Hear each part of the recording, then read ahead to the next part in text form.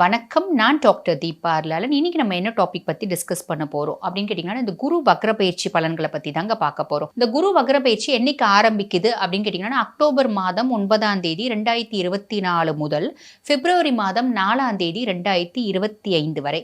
இது கரெக்டா சொல்லணும்னா 3 மாதம் 26 நாட்கள் இந்த குரு வக்ர பயிற்சி காலம். அப்ராக்சிமேட்லி சொல்லணும்னா 4 மாத காலம். இந்த 4 மாத காலமும் பார்த்தீங்கன்னா, நிறைய ராசிகளுக்கு குரு பகவான் வக்ரகதி அடைஞ்சு அபரிவிதமான நற்பலன்களை கொடுக்க தான் போறாரு. ஒரு சில ராசிகளுக்கு கண்டிப்பா பல கெடு பலன்கள் தரதான் போறாரு. எந்தெந்த ராசிக்கு என்னென்ன மாதிரி பலன்களை கொடுக்க போறார் பார்க்கலாம் வாங்க.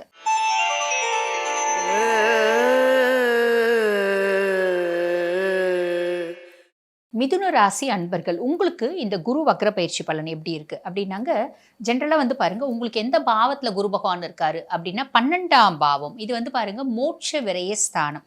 இந்த 12ஆம் பாவத்துல குரு பகவான் இருக்கிறதுனால நம்மளுக்கு விரயம் அப்படின்றது இருக்கு.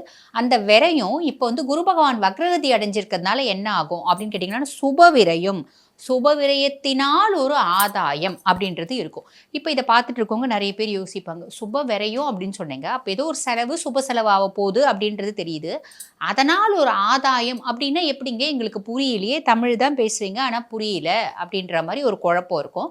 இப்போ சுப விரயம், சுப விரயத்தினால் ஒரு ஆதாயம் அப்படின்னா எப்படின்னாங்க, இப்போ இதை ஒரு உதாரணத்தோடு சொல்லலாம். இப்போ நான் இருக்கேன், நான் பார்த்தீங்கன்னா மிதுன ராசி. நான் என்ன பண்ணுறேன், எனக்கு இந்த குரு வக்ரகதி அடைஞ்சிருக்க காலகட்டத்தில் ஒரு வீடு வாங்கணும் அப்படின்ற ஒரு எண்ணம் இருக்குது. நான் என்ன பண்ணுறேன், 10 வீடு பார்க்குறேன். அதில் ஒரு 10ஆவதா பார்க்குற வீடு ரொம்ப பிடிச்சிருக்கு, நான் வாங்கிட்டேன். ஓகேங்களா, நான் கொஞ்சம் அமௌண்ட் பே பண்ணேன், லோன் போட்டு வாங்கிட்டேன். வாங்கி சில நாட்களில் சில வாரங்களில் என்ன ஆகுது அப்படின்னா, அந்த இடத்துல ஒரு பெரிய கன்சர்னு, ஒரு பெரிய ஒரு ப்ரைவேட் லிமிடெட் ஏதோ ஒரு கன்சர்ன் வரப்போகுது, இல்லைனா ஏதோ ஒரு ஸ்கூல் வரப்போகுது, ஏதோ ஒரு பெரிய லெவலில் ஒரு ப்ராஜெக்ட் லான்ச் ஆகுது. லான்ச் ஆகுறதுனால என்ன ஆகுது அப்படின்னா, நான் வாங்கி சில வாரங்களில், இப்போ நான் பாருங்க, ஒரு 60 லட்ச ரூபாயில் ஒரு வீடு வாங்கியிருக்கேன் அப்படின்னா, சில வாரங்களில் அந்த இடத்தினோட வேல்யூ பார்த்தீங்கன்னா அப்படியே 70 லட்ச ரூபாய் வருது. புரியுதுங்களா? இதுதான் பார்த்தீங்கன்னா சுப விரயம். நான் வீடு வாங்குறேன், அது சுபம், விரயமாகுது. அந்த விரயத்தினால ஒரு ஆதாயம், ஏதோ ஒரு அதிர்ஷ்டம், அந்த இடத்துக்கே மவுஸ் ஏறுது. அதனால நீங்க வாங்கியிருக்க ப்ராப்பர்ட்டிக்கோ மவுஸ் ஏறுது. இதை தான் நான் சொல்ல வந்தேன். சரிங்களா? ஸோ நெக்ஸ்ட் பாருங்க, நிறைய மிதுன ராசி அன்பர்கள், உங்களோட வெளிநாட்டு கனவு அப்படின்னு ஒன்று இருக்கு பார்த்தீங்களா? நிறைய மிதுன ராசி அன்பர்கள், நான் படிக்கிறதுக்காக வெளிநாடு போகலான்னு இருக்கேங்க. அதே மாதிரி பாருங்க, நான் தொழில் செய்யணும், நான் வெளிநாட்டில் போய் ஒரு தொழில் ஸ்தாபனம் ஸ்டார்ட் பண்ணலான் இருக்கேன், வெளிநாட்டில் ஒரு வேலைக்கு போகலான்னு இருக்கேன், அதுக்கு வீசா கிடச்சிருச்சுங்க, ஆனால் போகலாமா, போக முடியுமா முடியாதா, போகலாமா வேண்டாமா, போனால் நேரமும் காலமும் சந்தர்ப்பமும் சூழ்நிலையும் சாதகமாக இருக்குமா அப்படி நிறைய பேர் கேட்குறீங்க பார்த்தீங்களா? பெரும்பாலான மிதுன ராசி அன்பர்கள், நீங்கள் வெளிநாட்டுக்கு ஆயத்தியமாயிட்டு இருந்தீங்க அப்படின்னா போகிறதுக்கான பிராப்தம் அப்படின்றது இருக்குது.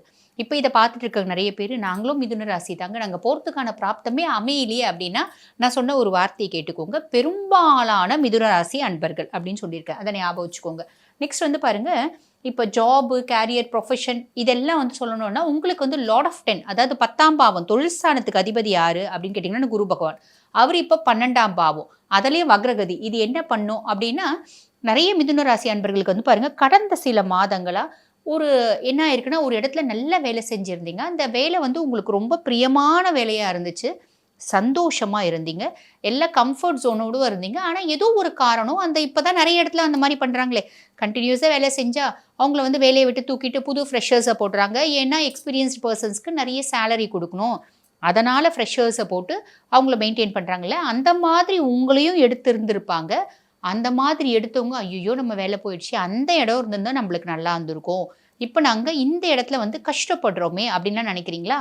இதுலேயும் பாருங்க, பெரும்பாலான மிதுன ராசி அன்பர்களுக்கு பார்த்தீங்கன்னா, நீங்கள் ஆல்ரெடி வேலை செஞ்சு மிஸ் பண்ணுறீங்க பார்த்தீங்களா ஒரு இடம், அங்கே கூப்பிட்றதுக்கான பிராப்தம் அப்படின்னு ஒன்று இருக்குது. எப்படி கூப்பிடுவாங்க, எப்படி வாய்ப்பு இருக்குது அப்படின்னு கேட்டிங்கன்னா, இப்போ ஃப்ரெஷர்ஸை நிறைய போட்டு வேலை செய்கிறாங்க அப்படின்னு வச்சுக்கோங்களேன், அவங்கள கட்டி மேய்க்கிறதுக்கு, அவங்கள கண்காணிக்கிறதுக்கு, அவங்களுக்கு வேலை பழகிறதுக்கு அப்படின்னு அதாவது அனுபவம் வாய்ந்த ஒரு ஒர்க்கர் தேவை இல்லைங்களா, ஒரு ஸ்டாஃப் தேவை இல்லைங்களா, அந்த மாதிரி கூப்பிட்றதுக்கு நிறைய பேருக்கு வாய்ப்பு இருக்குது அப்படின்னு சொல்ல வரேன். சரி, இப்போ பாருங்க, குரு உங்களத பொறுத்த வரைக்கும் பாதகாதிபதியா சாதகாதிபதியா அப்படின்னு கேட்டிங்கன்னா, உங்களுக்கு மிதுனம்.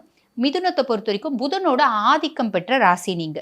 அப்ப உங்களுக்கு குரு வந்து பார்த்தீங்கன்னா, சாதகாதிபதி கிடையாது, பாக்கியாதிபதி கிடையாது, பாதகாதிபதி தான். காரணம் என்ன அப்படின்னு கேட்டீங்கன்னா, குரு பகவான் வந்து புதனுக்கு வந்து பார்த்தீங்கன்னா, அப்பா ஸ்தானத்துல வரார். சொந்த அப்பா கிடையாது.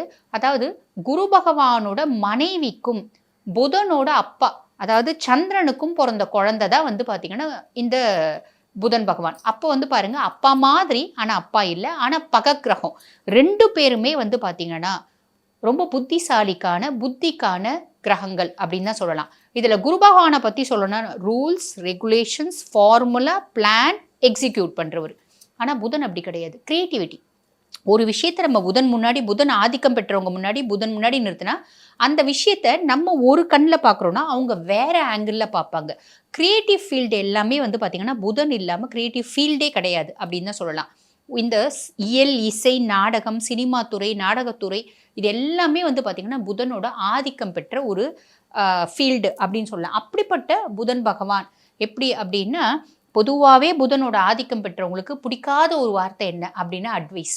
100 பேர் வந்து அட்வைஸ் சொன்னாலும் 98 பேர் பேச்ச கேட்டுக்க மாட்டாங்க. யாராவது 2 பேர் பேச்ச கேட்பாங்க. அந்த 2 பேர் யாரா இருக்கலாம் அப்படின்னா, ஒண்ணு அவங்களோட அம்மாவா இருக்கலாம், இல்ல லவ்வரா இருக்கலாம், இல்லன்னா அவங்களோட மனசுக்கு அதீத ஒரு பிரியமானவர்களா இருக்கலாம். அப்படிப்பட்ட புதனோட ஆதிக்கத்துல பொறந்திருக்கீங்க நீங்க மிதுன ராசி அன்பர்கள். உங்களுக்கு வந்து பார்த்தீங்கன்னா, இந்த குரு வக்ரம் அப்படின்றது ஆன் தி ஹோல் எப்படி இருக்கு அப்படின்னா, சூப்பரா இருக்கு. வாழ்த்துக்கள். இப்ப நாங்க சொல்லியிருக்கிறது வந்து பார்த்தீங்கன்னா, இந்த குரு வக்ர பயிற்சியினோட ஒரு பொதுவான பலன்கள். ஒவ்வொரு ராசிக்கும் வந்து பார்த்தீங்கன்னா, அந்தந்த ராசி உலகத்துல இருக்க அத்துணை மக்களுக்குமான ஒரு பொதுவான பலன். இப்ப இத பார்த்துட்டு இருக்க நெறைய பேர் எங்களோட சுய ஜாதகத்த நாங்க அனலைஸ் பண்ணிக்கணும், பிரெடிக்ட் பண்ணிக்கணும் அப்படின்னு விருப்பப்பட்டா, நான் பேசிட்டு இருக்கும்போதே வந்து பாருங்க, என்னோட நம்பர் டிஸ்ப்ளேல போட்டிருப்பாங்க. அதுக்கு ஹைன்னு ஒரு வாட்ஸ்அப் மெசேஜ் பண்ணுங்க. ஸ்டாஃப்ஸ் உடனே ரெஸ்பாண்ட் பண்ணி அப்பாயின்ட்மென்ட் ஃபிக்ஸ் பண்ணி குடுப்பாங்க. என்கிட்ட பேசிக்கலாம். Thank you.